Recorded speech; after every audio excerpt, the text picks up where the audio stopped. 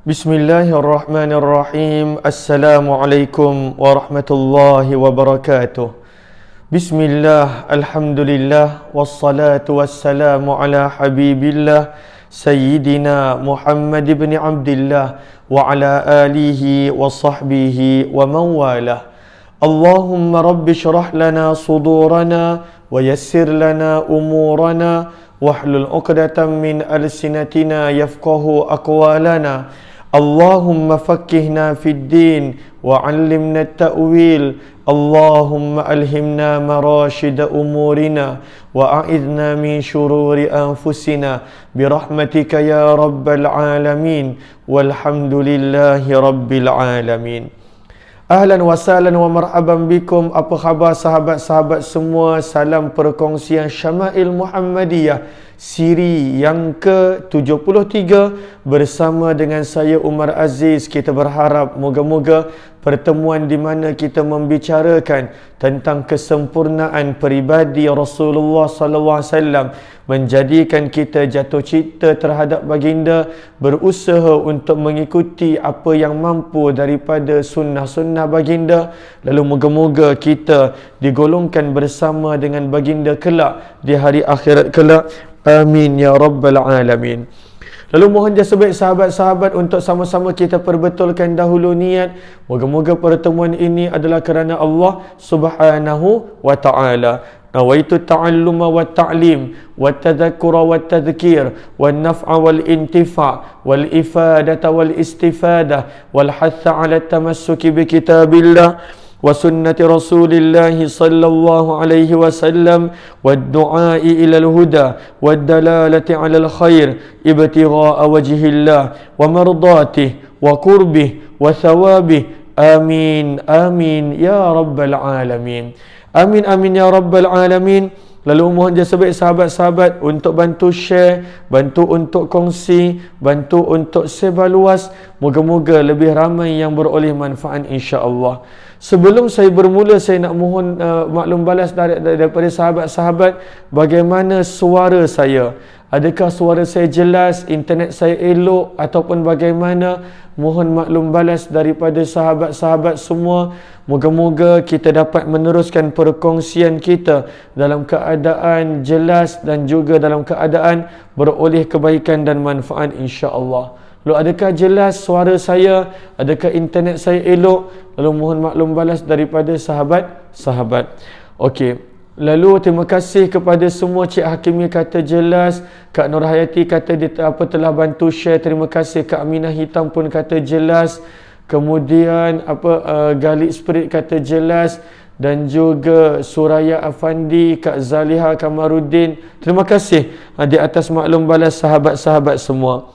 Hari ini kita masih lagi berada pada tajuk yang ke-39. Kita berada pada bab yang ke-39.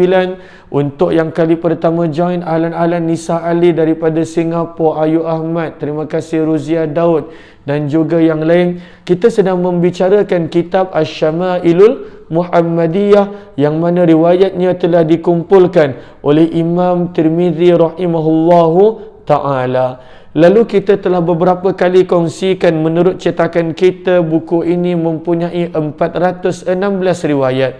Mempunyai 416 riwayat. Daripada 416 riwayat, kita telah baca lebih kurang 257. Dan daripada 56 bab yang berbeza yang ada pada bab ini yang kita telah pelajari adalah sebanyak 38 bab, dan kita berada pada bab yang ke-39 menceritakan tentang cara baginda Nabi sallallahu alaihi wasallam tidur. Lalu semalam kita telah belajar dua doa sebelum tidur. Kita telah belajar juga bagaimana Nabi meletakkan wajah Nabi dan bagaimana kedudukan Nabi tidur. Moga-moga kita dapat mengamalkannya. Hari ini kita akan bermula daripada muka surat 199. Mohon jasa baik sahabat-sahabat catat di ruang komen supaya boleh membantu yang join kemudian. Muka surat 199 bermula daripada riwayat yang ke-258. muka surat 258. Lalu Kak Ruzia Ma'aruf kata tak boleh komen, lain pasti pustus. Mohon mendengar sahaja, moga Allah permudahkan. Kadang-kala mungkin yang ada masalah di Facebook, mungkin boleh cuba untuk dengar daripada YouTube Umar Aziz. Sebab semenjak seminggu ni saya akan sharekan live serentak di YouTube Umar Aziz. Lalu ada orang yang mana maklumkan saya daripada Facebook dia ada masalah, tapi daripada YouTube Umar Aziz dia pada waktu itu boleh dengar dan juga boleh komen. Boleh cuba, saya harap membantu. Saya minta maaf kalaulah tidak membantu. Jom kita perhatikan riwayat yang ke-258. Pada riwayat 258, kita akan baca matan, iaitu kita akan baca sanad, rantaian perawi, dan juga matan, iaitu teks bahasa Arab. Maka Allahumma salli ala Sayyidina Muhammad. Saya harap para sahabat boleh buka muka surat tersebut.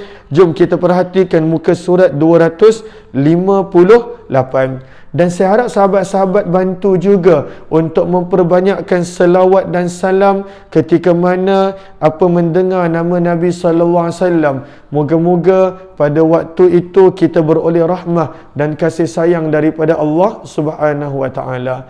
Maka boleh cuba untuk cuba dengar daripada YouTube Umar Aziz. Kalaulah ianya boleh mendatangkan kebaikan. Kalau tidak, mana-mana yang mudah. Sebab kita hanya mampu stream pada dua tempat buat masa ni, YouTube dan juga Facebook. Kenapa? Sebab saya lihat dia punya peminat berbeza-beza. Ada orang daripada YouTube, contohnya Muhammad Nasir Harun daripada YouTube. Terima kasih. Dan memang niat saya, jika Allah izinkan, maka kita nak kongsikan juga daripada medium yang lain, contohnya pada Instagram Live tapi memerlukan gadget yang lain, ataupun daripada TikTok, kerana setiap ini mereka ada peminat dia. Dan supaya bagaimana kita lebih berkongsi ilmu, mengajak orang kepada Allah dan Rasul, mengikut apa yang kita mampu pada medium-medium ini. Okey, jom kita perhatikan riwayat 258. Wa bihi ilaihi qala haddatsana Qutaibah bin Sa'id qala haddatsana al-Mufaddal bin Fadalah an Uqail urahu an az-Zuhri an Urwata an Aisyah radhiyallahu ta'ala anha qalat kana Rasulullah sallallahu alaihi wasallam idza awa ila firashihi kull laylah jama'a kaffaihi فنفث فيهما وقرأ فيهما قل هو الله أحد وقل أعوذ برب الفلق وقل أعوذ برب الناس ثم مسح بهما ما استطاع من جسده يبدأ بهما رأسه ووجهه وما أقبل من جسده يصنع ذلك 3 مرات صلى الله alaihi wasallam. Maka ini adalah riwayat yang ke-258. Jom kita perhatikan terjemahannya. Haddatsana Qutaibah bin Sa'id, haddatsana al-Mufaddal bin Fadalah daripada Uqail. Al-Mufaddal menyangka Uqail meriwayatkan daripada Az-Zuhri, daripada Urwah bin Zubair, daripada Sayyidatina Aisyah radhiyallahu taala anha. Maka daripada Sayyidatina Aisyah radhiyallahu taala anha, apa kata Aisyah? Aisyah radhiyallahu taala anha berkata, baginda Rasulullah sallallahu alaihi wasallam apabila berbaring di tempat tidur baginda setiap malam, maksudnya Nabi sallallahu alaihi wasallam istiqamah pada waktu itu menjaga amalan ini. Ketika mana baginda Nabi SAW pada setiap malam berbaring di tempat tidur baginda, maka baginda Nabi SAW akan menghimpunkan kedua-dua telapak tangan baginda. Lalu Nabi SAW pada waktu itu menghimpunkan. Apakah maksud menghimpunkan? Maksudnya Nabi menggabungkan kedua tapak tangan. Jama'a kaffai, Nabi menghimpunkan kedua-dua tangan baginda. Maksudnya apa? Dhamma ihdahuma lil ukhra, Nabi menggabungkan kedua tapak tangan baginda. Maka bila Nabi SAW gabungkan kedua tapak tangan baginda, maka pada waktu itu baginda akan meludah. Adakah maksud meludah? Meludah secara praktikal, apakah maksud meludah? Kita lihat nota kaki yang ke-111. Meludah maksudnya yang lebih tepat adalah isyarat ludah. Isyarat ludah. Perkataan ini biasanya nota kaki 111 kata penterjemah, isyarat ini biasanya digunakan untuk menunjukkan perbuatan meniup dengan tiupan yang lembut, tidak sampai ke tahap mengeluarkan ludah. Lalu bila orang Arab sebut nafatha, nunfatha, seperti mana dalam riwayat, walaupun terjemahnya kebiasaannya adalah meludah, tetapi lebih tepat terjemahannya adalah isyarat ludah, iaitu menghembus, meniup dengan lembut. Maka Nabi SAW akan membuat isyarat ludah. Lalu Nabi himpunkan kedua tapak tangan. Kemudian Nabi SAW buat isyarat ludah. Dan Nabi SAW pada waktu itu akan membaca pada kedua-dua tapak tangan tadi. Apakah yang baginda Nabi SAW baca? Kita lihat yang pertama Nabi baca Qul huwallahu ahad, iaitu surah Al-Ikhlas. Kemudian Qul a'udzu birabbil falaq, iaitu surah Al-Falaq. Dan yang ketiga Qul a'udzu birabbin nas, iaitu surah An-Nas. Maka di sini kata para ulama hadis, yang mana di sini Imam Bajuri menukilkan pada perkataan yang mana Nabi membuat isyarat ludah lalu membaca 3 surah ini. Mana satu yang Nabi SAW buat dulu. Maka ada pandangan mengatakan tiup dahulu, kemudian pada waktu itu baru baca. Seperti mana pada riwayat yang lain adanya perkataan fa, dan fa menunjukkan tertib. Maka faqara'a, maka berdasarkan riwayat itu, maka ada pandangan para ulama mengatakan ketika mana nak baca ayat-ayat perlindungan ini, maka pandangan pertama hembus dahulu, buat isyarat ludah dahulu, kemudian barulah baca. Pandangan yang kedua, dan ini adalah pandangan yang mana diguna pakai juga, bahawa ada pilihan, nak buat mana-mana boleh.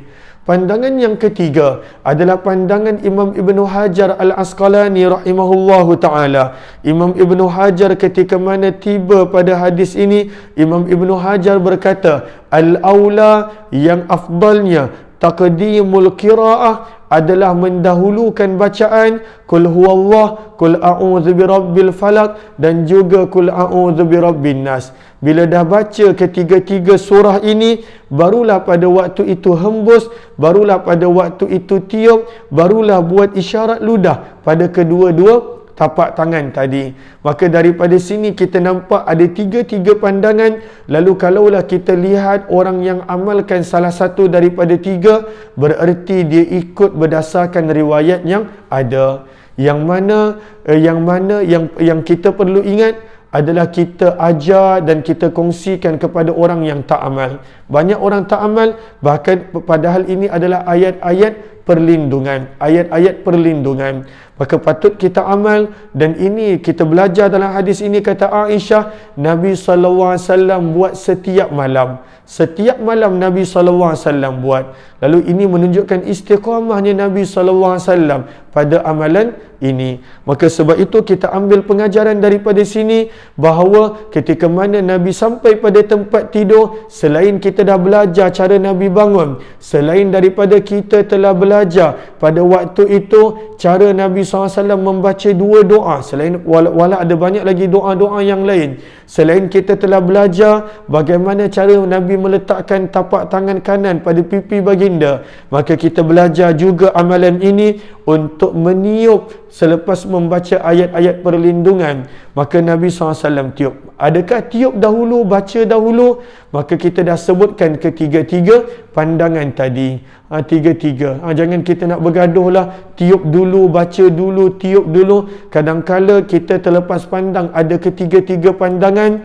Maka kadangkala kerana terlalu banyak bertengkar, bergaduh, pada waktu itu buat pun tidak. Ini yang kadangkala menyedihkan. Kadangkala yang itu menyalahkan ini, yang ini menyalahkan sana. Last tidak ada sesiapa yang mengamalkan sunnah tersebut. Maka daripada sini Imam Bajuri menukilkan ketiga-tiga pandangan. Yang saya sentiasa selalu buat adalah kadangkala bila saya buat adalah, maka pada waktu itu baca dahulu dan kemudian tiup. Tiup, hembus ataupun buat isyarat ludah. Buat isyarat ludah. Maka bila Nabi SAW dah baca, bila Nabi SAW dah tiup, Kemudian baginda Nabi SAW mengusap dengan kedua-dua belah telapak tangan tadi pada keseluruhan badan yang dapat diusap. Nabi akan usap pada keseluruhan badan yang Nabi mampu untuk usap, pada keseluruhan badan yang mana Nabi mampu untuk usap. Mana yang tangan sampai, Nabi SAW akan usap mukanya dan bahagian hadapan tubuh badan baginda. Dalam riwayat ini menjelaskan Nabi hanya sapu pada wajah baginda, di mana sampai dan bahagian hadapan tubuh baginda dan di atas pakaian, berada di atas pakaian, lalu berada di atas pakaian.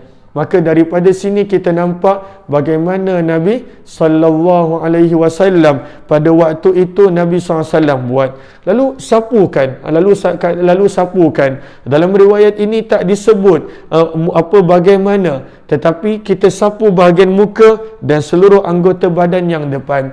Dalam riwayat yang lain menyebut kecuali kemaluan, tidak disapu. Namun Imam Bajuri tidak nukilkan riwayat itu di sini.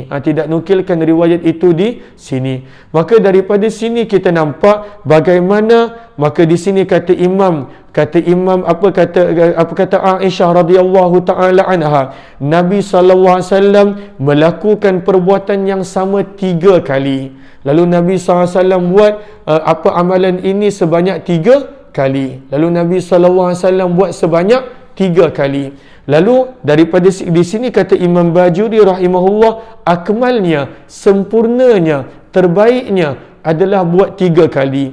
Namun sekurang-kurangnya adalah buat sekali, sekurang-kurangnya. Sebab itu kata Imam Bajuri rahimahullahu taala, wa amma aslu sunnah, sekurang-kurangnya fayahsulu bimarrah, buatlah sekali. Mungkin mengantuk sangat, mungkin sibuk sangat, mungkin dah tak sabar nak mimpi, mungkin pada waktu itu dah tak larat sangat, padahal ambil masa tak lama.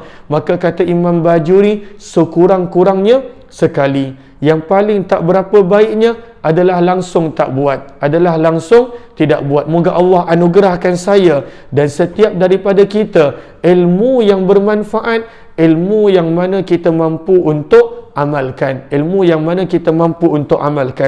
Lalu hari ini kita belajar satu amalan yang kebanyakan daripada kita dah biasa dengar. Bahkan waktu kecil-kecil dulu, orang dulu pada waktu itu dia dah biasa amalkan, dia dah biasa buat, tetapi kadang-kala dia tinggalkan ketika mana dah besar. Inilah sumbernya, inilah riwayatnya. Imam Tirmizi nukilkan dalam kitab Asy-Syama'ilul Muhammadiyah tentang amalan Nabi sallallahu alaihi wasallam ini. Moga-moga kita dapat amalkan sunnah Nabi sallallahu alaihi wasallam ini. Maka ini adalah amalan yang mana baru yang Imam Tirmizi bawakan pada bab yang menceritakan tentang cara baginda Nabi sallallahu alaihi wasallam tidur.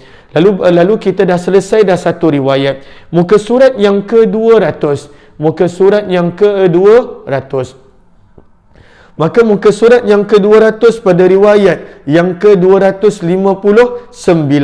Wabihi ilaihi qala haddathana Muhammad bin Bashar qala haddathana Abdul Rahman bin Mahdi qala haddathana Sufyan an Salamah bin Kuhail an Quraib an Ibn Abbas radhiyallahu ta'ala anhuma anna Rasulullah sallallahu alaihi wasallam nama hatta nafakha wa kana idza nama nafakha fa atahu Bilal fa adhanahu bis salah faqama wa shalla wa lam yatawadda wa fil hadithi qissah sallallahu alaihi wasallam. Riwayat yang ke-259. Jom kita lihat riwayat yang ke-259. Dari haddatsana Muhammad bin Bashar, haddatsana Abdurrahman bin Mahdi, haddatsana Abdurrahman bin Mahdi. Ahlan-ahlan kepada sahabat yang baru bersama. Haddatsana Sufyan daripada Salamah bin Kuhail, daripada Quraib, daripada Abdullah bin Abbas radhiyallahu taala anhuma. Maka kata Abdullah bin Abbas radhiyallahu taala anhuma, baginda Nabi sallallahu alaihi wasallam tidur sehingga berdengkur. Baginda Nabi SAW tidur sehingga berdengkur. Dan kebiasaan dia, wa kana idza nama nafakha, kata Abdullah bin Abbas, dan apabila baginda tidur, kebiasaan baginda apabila tidur akan berdengkur. Sebab itu di sini kata Imam Bajuri rahimahullahu ta'ala, maka daripada hadis ini kita dapat pelajari, wa yu'lam min zalika, daripada hadis ini dapat kita pelajari, apakah yang kita boleh belajar, bahawa bahawa laisa bimazmum, bahawa berdengkur itu tidaklah tercela, wala mustahjan, berdengkur itu tidaklah tercela. Kadang-kala orang pada waktu itu dia kata, kau ni berdengkur, berdengkur ni tak bagus, berdengkur ni begini. Maka pada riwayat ini kita nampak, kata Abdullah bin Abbas, Nabi SAW bila tidur, kebiasaan baginda Nabi berdengkur. Walaupun dalam riwayat, kata Imam Bajuri, kita belajar dalam riwayat Nabi SAW bersabda, hanya mata Nabi yang tertutup tetapi hati Nabi tidak tertidur. Kita belajar itu tetapi kebiasaan Nabi bila Nabi SAW Nabi tidur, Nabi berdengkur. Maka janganlah pada waktu itu kita menganggap ianya tercela. Kadang-kala memang orang itu dia dah menjadi kebiasaan dia untuk berdengkur. Maka kadang-kala boleh gaduh suami isteri pasal berdengkur. Yang ini marah ini, yang ini marah ini. Padahal ketika mana masing-masing tidur dalam keadaan letih, dua-dua berdengkur. Tetapi boleh menjadi sampai isu. Kadang-kala kita terlalu fokus kepada masalah, kita terlalu fokus kepada isu, kita terlalu fokus kepada benda-benda ini, kita lupa nak mencari penyelesaian. Penyelesaiannya mudah. Ambil earphone, pasang Al-Quran, boleh dengar Quran ketika mana tidur. Ambil sesuatu yang tutup telinga. Kita dah tahun 2021, banyak benda yang kita boleh letakkan pada telinga. Kalaulah pada waktu itu kita terganggu dengan orang lain yang pada waktu itu berdengkur, kadang-kala menjadi satu isu, kadang-kala menjadi sampai tidur bilik berlainan. Sampai tidur bilik yang berlainan, padahal suami isteri, padahal sepatutnya menjadi contoh untuk anak-anak dan juga keluarga. Lalu dalam kehidupan kita cuba untuk cari penyelesaian, bukannya kita terlalu fokus kepada masalah. Bukan terlalu fokus kepada masalah sentiasa ada. Sebenarnya saya nak buat live ni, kadang-kala ada masalah juga, macam-macam masalah. Antara masalah, kalaulah sahabat-sahabat ingat ketika mana beberapa minggu lepas tak silap, yang mana suara saya tak jelas. Kenapa? Sebab iPhone ketika mana saya download iOS yang baru, mic saya boya ni bila masuk ke dalam dia tak detect sebagai iPhone, sebagai mic, dia detect sebagai earphone. Dia detect sebagai earphone. Lalu sebab itu ada masalah, beberapa hari tak jelas. Yang bila saya kata tak jelas, maka itu masalah. Dan itu satu masalah, bila berkongsi ilmu tak jelas, maka mengganggu sahabat-sahabat. Maka saya beli dekat 5-6 mic, macam-macam jenis. Saya beli Caviar, saya beli boya dekat 4. Mungkin sampai pengedar tu pun terfikir, kenapa dia ni nak makan mic ke apa? 3 mic boya, kemudian beli satu lagi mic Caviar, beli mic ketiga. Rupa-rupanya memang semua mic begitu. Bila dia masuk ke dalam iPhone, bila saya download iOS yang baru, dia tak detect sebagai mic, dia detect sebagai, pada waktu itu dia detect sebagai earphone, dia tak detect sebagai mic. Kecuali lah pada waktu itu saya kena beli mic yang mana sekali dengan earphone, tetapi waktu tu saya tak beli. Maka cari penyelesaian. Alhamdulillah, bila kita cari penyelesaian, kita tak fokus kepada masalah. Walaupun saya sedikit sedih kerana pada waktu itu cakap orang tak dengar, cakap tak jelas, itu satu masalah. Tetapi tak adalah saya nak mengadu, saya dah beli 6 mic, harap begini. Tidak, sebab kita tak fokus pada masalah. Sehinggalah Allah tunjukkan jalan dengan sahabat baik saya Al-Fadil Ustaz Kamil, yang mana dia jumpa satu aplikasi Prism, dan pada waktu itu dia sharekan dengan saya. Maka menjadi aplikasi Prism ini ada hikmah dia lebih baik. Saya boleh pinkan komen, saya boleh letakkan pada waktu itu Facebook saya, YouTube saya, dan juga boleh serentak ke arah dua benda. Dalam satu masa, satu gadget boleh pada waktu itu pergi ke YouTube dan juga pergi kepada mana? Pergi ke Facebook. Lalu masalah bila kita hadapi dengan cari penyelesaian, maka pada waktu itu Allah akan tunjuk hikmah dia. Allah akan tunjuk yang lebih baik. Sama juga minggu lepas kita ada masalah internet. Padahal benda tu saya beli dia ada kos dia juga. Kita beli pada waktu itu apa nama dia, saya tak faham sangat benda-benda ni. Kita beli, itu masalah. Tapi ramai yang kata masih lagi tak jelas. Kerana pada waktu itu internet saya ke atas, dia punya main. Saya selalu buat live kat bawah. Kalaulah saya buat live waktu subuh okey. Tetapi kerana PKP, ramai orang berada di rumah, maka waktu itu kalau pukul 9, kalau pukul 8 tak jelas, terganggu. Maka itu masalah. Setiap kali saya buat live, terganggu, putus tengah-tengah. Itu minggu lepas ataupun 2 minggu lepas. Lalu apa saya buat? Kita tak fokus pada masalah. Kalaulah kita fokus pada masalah, maka waktu itu kita takkan dapat buat live. Kerana fokus pada masalah. Padahal kita telah usaha. Saya telah tambah Unify daripada 300 kepada 500. 800 Mbps je belum. InsyaAllah nanti kita buat. Lalu apa saya buat? Sebenarnya dekat tempat atas ni adalah bilik mainan anak saya. Memang tuan rumah tempat saya sewa ni, dekat bilik mainan anak saya lah main internet tu. Itulah tempat dia. Maka apa saya buat? Anak saya dah tak ada bilik mainan dah.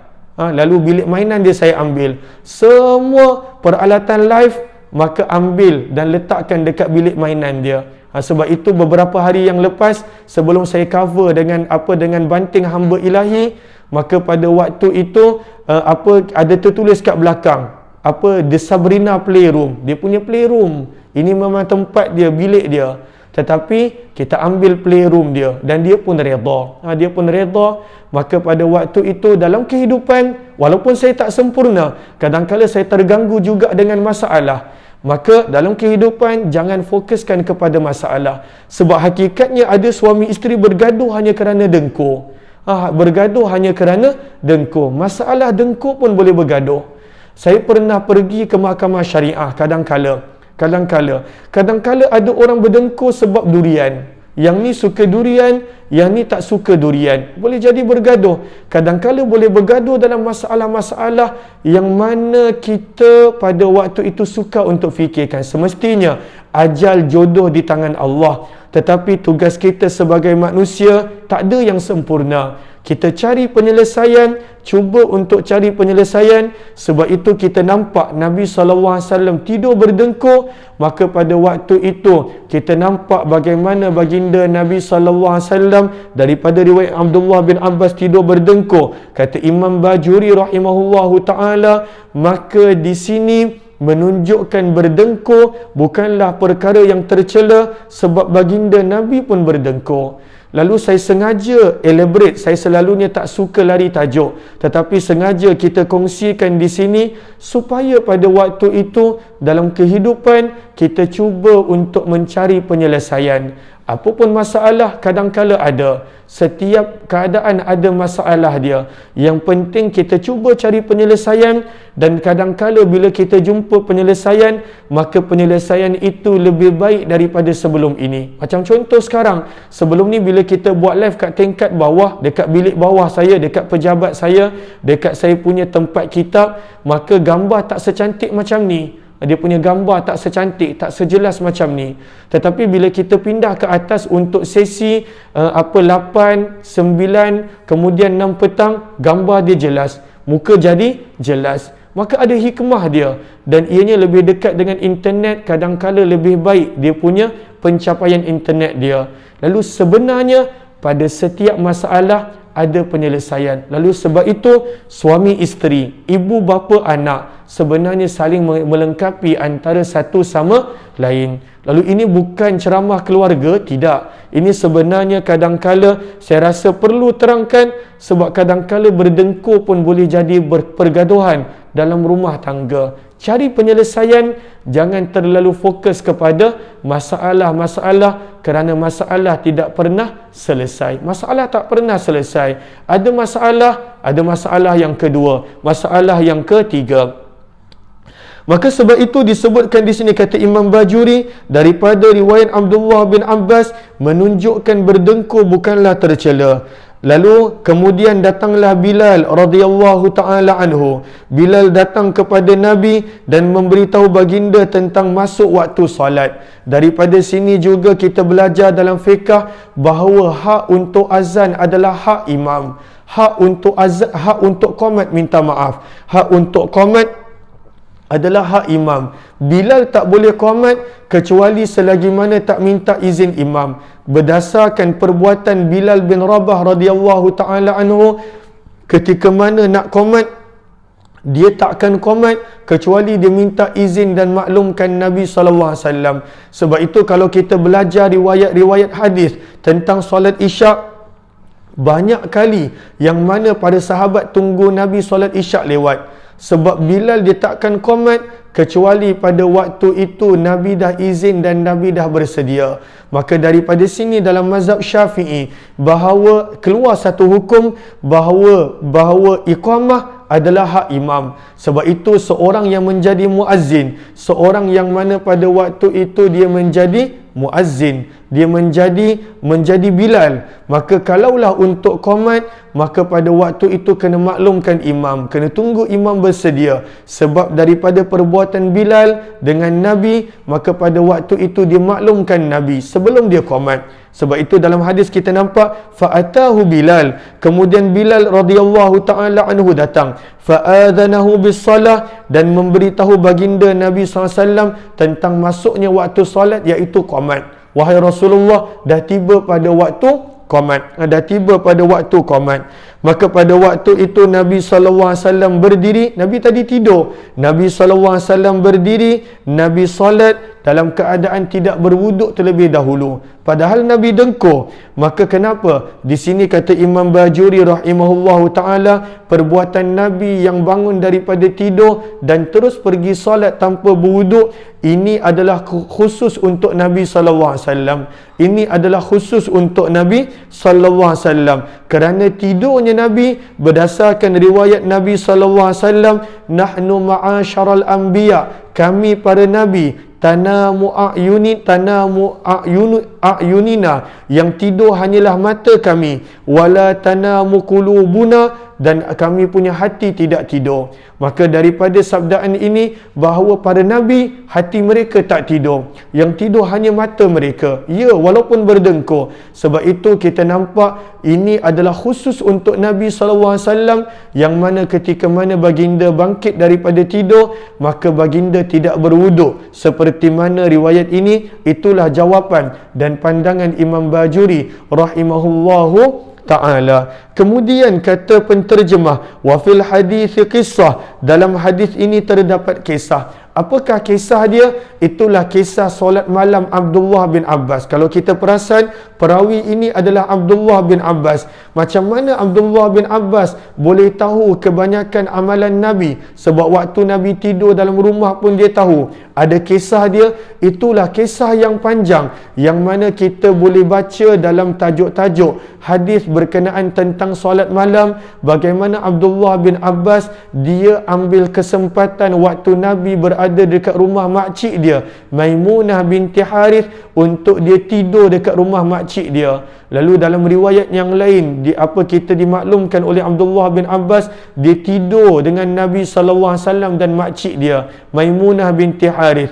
Lalu ketika mana, kenapa dia tidur dekat rumah Nabi? Dia tidur dekat rumah Nabi bukan kebanyakan seperti mana anak-anak tidur dekat rumah pakcik ataupun makcik, kerana ada game, kerana ada TV yang besar, kerana ada pencapaian internet yang tak putus, kerana ada teman sepupu untuk bermain, kerana ada permainan yang best, kerana pada waktu tu tak terkongkong dengan mak bapak. Abdullah bin Abbas budak kecil ni, waktu tu beliau masih kecil. Abdullah bin Abbas yang pada waktu waktu itu masih kecil, maka Abdullah bin Abbas pada waktu itu dia tidur dekat rumah makcik dia Maimunah. Bila datang Nabi SAW punya giliran untuk bermalam di rumah Maimunah, sebab dia pada waktu itu nak melihat amalan qiyamul lail Nabi. Dia nak melihat amalan qiyamul lail Nabi. Sebab itu bila kita belajar hadis-hadis berkenaan qiyamul lail, kita akan jumpa yang pertama riwayat Aisyah. Sebab Aisyah adalah isteri Nabi SAW.